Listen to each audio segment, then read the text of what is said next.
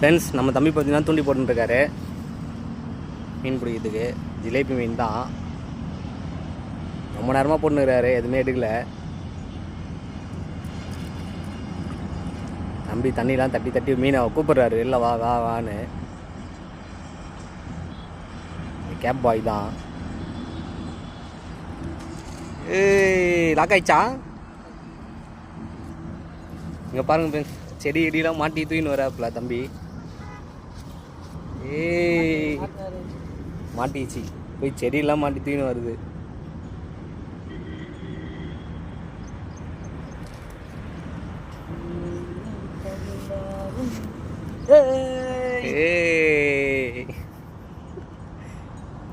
மஜா மஜா மஜா ஃப்ரெண்ட்ஸ். நீங்கள் பாருங்கள் மீன் எப்படி இதுன்னு. செம்மையாக இது, நல்ல சைஸு.